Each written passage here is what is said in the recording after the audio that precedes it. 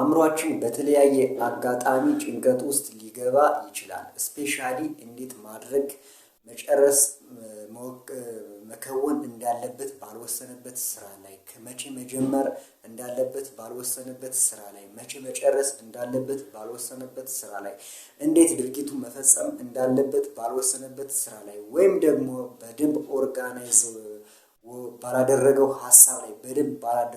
ሐሳብ ላይ አእምሮ በጣም ሊጨናነቅ ይችላል። በሐሳብና በስራ ማለት ነው። ምንድነው ሐሳባችን ቀጥተኛ ሳይሆን ወይም ደግሞ ከየት ወዴት ማድረግ እንዳለብን እርግጠኛ ባልሆንበት ሰዓት እንዴት ማሰብ እንዴት መከወን እንዳለብን እርግጠኛ ባልሆንበት ሰዓት አእምሮአችንን በገዛ እጃችን ጭንቀት ውስጥ እናስገባዋለን ማለት ነው። ግን ደግሞ አእምሮን ከጭንቀት ማውጣት ይቻላል። አእምሮአችንን ከጭንቀት የምናወጣበት ሁለት መሰረታዊ ነገር አለ። አንዱ በረጅም ጊዜ ልምምድ ሲሆን ደግሞ አንዱ ደግሞ በአጭር ጊዜ ውሳኔ ብቻ ነው ማለት ነው።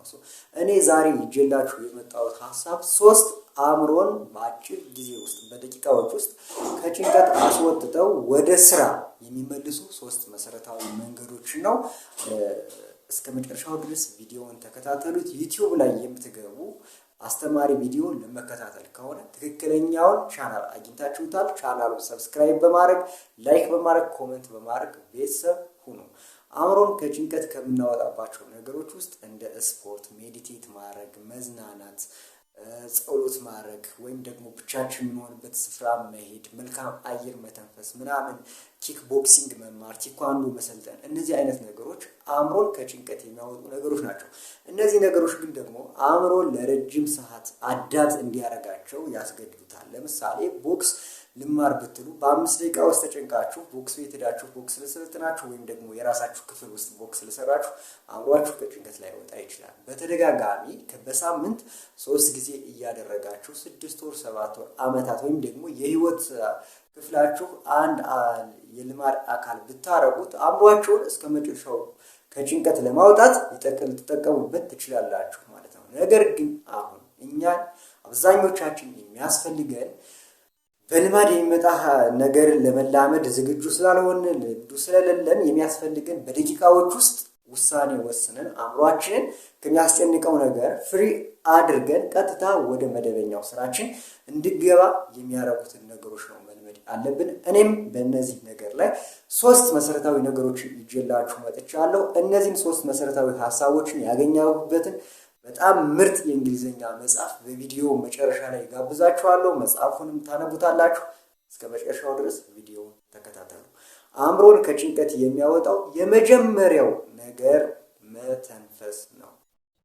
4 7 8 የሚባሉ የአተነፋፈስ ስርዓቶች አሉ። እነዚህን 4 7 8 የአተነፋፈስ ስርዓት ተጠቅመህ አእምሮህን ከየትኛውም አይነት ካስጨነቀህ ነገር ማውጣት ትችላለህ። ይሄ 4 7 8 መንገድ ምንድነው መሰለህ? የመጀመሪያው 4 ማለት ልክ አየር ባፍህ በሚል ድምጽ ለረጅም ሰከንዶች ወደ ውጭ ታስወጣለህ ማለት ነው። ልክ እንደዛ አድርገህ አየር ስታስወጣ 1 2 3 4 እያልክ ከሰከንድ በዘገየ ማለት ነው። 4 ሰከንድ ሳይሆን ከሰከንዶች በዘገየ መንገድ በልብህ ውስጥ ትቆጥራለህ። ልክ እንደዚህ ማድረግ ስትጀምር መጀመሪያ ፊልም የምታደርገው ነገር የልብህ ምትህን ነው ማለት ነው። እየተረጋጋ ይመጣል።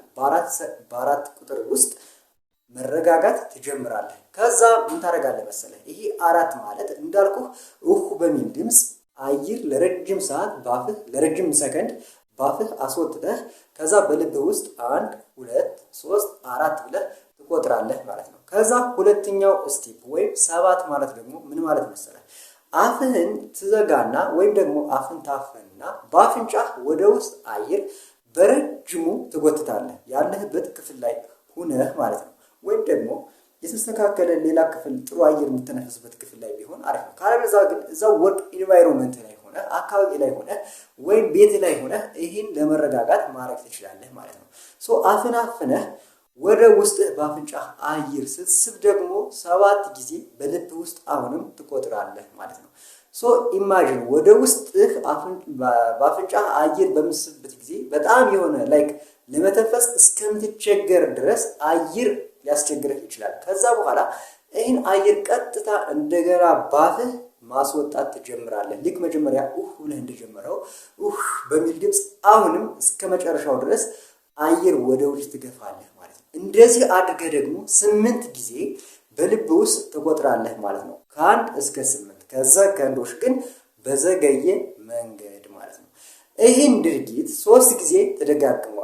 ግፋ ቢል 5 ደቂቃ ቢወስድብህ ነው። ያ ማለት በአጠቃላይ ከመጀመሪያው ስቴፕ ጋር 4 ጊዜ ማለት ነው። ጭንቀት በመጣብህ ቁጥር ይህን ስቴፕ ብትጠቀመው እርግጠኛ ነኝ ትጠቀምበታለህ፣ ይጠቅምሃል። ይህን አንደኛውን ስቴፕ ተጠቀመው። ሁለተኛ ደግሞ እረፍት የነሳህን ነገር ማድረግ ነው። ለምሳሌ የሆነ ስራ እየሰራህ ስልክ የሆነ ቦታ ላይ ደውለህ የሆነ መልእክት ማስተላለፍ እንዳለብህ ሊሰማህ ይችላል ማለት ነው።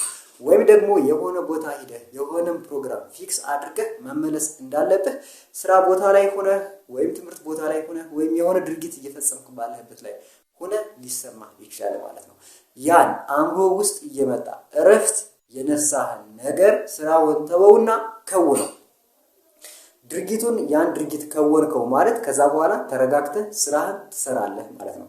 አእምሮ ውስጥ እየተመላለሰ እረፍት እየነሳ አንተ ደግሞ አላደርገውም እያልክ አይሆንም እያልክ ወይም ደግሞ ለነገ ወዲያ እያልክ የምትቀጥረው ከሆነ በየጊዜው ስራ በሰራህ ቁጥር እየመጣ እስክታደርገው ድረስ እረፍት ያሳጣሃል። ስለዚህ አእምሮ ውስጥ እየመጣ እረፍት የሚያሳጣህን ነገር አድርገው። ሶስተኛውና በጣም ጠቃሚው ነገር ምንድነው መሰለህ? ለመጨነቅ ጊዜ መስጠት መቻል አለብህ። ለምሳሌ ሁለተኛው መንገድ ፌል አደረገ እንበል። ለምሳሌ የሆነ ስራ እየሰራህ ወይም እየጻፍክ ወይም እያነበብክ ብቻ አንተ የምትፈልገውን ወይም ደግሞ የምትኖርበትን የሆነ ስራ እየሰራህ ባለህበት ሰዓት አእምሮ ውስጥ እየተደጋገመ የሚመጣ ሀሳብ አለ። ለምሳሌ ስልክ ደውለህ የሆነ መልእክት ማስተላለፍ ነው እንበል። ግን የምትሰራው ስራ ሊሆን ይችላል፣ ያለህበት ሁኔታ ሊሆን ይችላል፣ የሆነ ነገሩ ሊሆን ይችላል፣ የኔትወርክ ኮንዲሽን ሊሆን ይችላል። ያን ነገር እንዳታደርገው ይከለክልሃል። ወይም ደግሞ ያንተ ፍላጎት ሊሆን ይችላል አእምሮህ አድርገው እያለ አንተ ደግሞ አለማድረግ ፈልገህ ሊሆን ይችላል። ይሄ ነገር እንዳታደርገው ይከለክልሃል ማለት ነው። ከዛ ይሄን ፕሮግራም መስጠት ነው፣ ለመጨነቅ ፕሮግራም መስጠት። ለምሳሌ የሆነ ስራ እየሰራ ያለው ከጠዋቱ 4 ሰዓት ላይ ነው እንበል። ነገር ግን ከጠዋቱ 4 ሰዓት ላይ የምትሰራውን ስራ በደንብ ፎከስ አድርገህ መስራት አልቻልክም እየተጨነቅ ስለሆነ።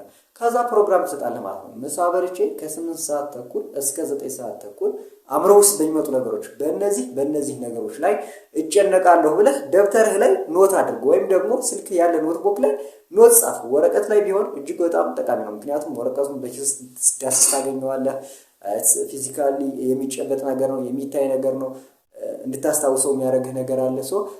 ከ8 ሰዓት ተኩል እስከ 9 ሰዓት ተኩል እጨነቅበታለሁ ብለህ ከወሰንክ በኋላ አእምሮ ልክ እንዳደረገው ይቆጥረውና ማለት ነው።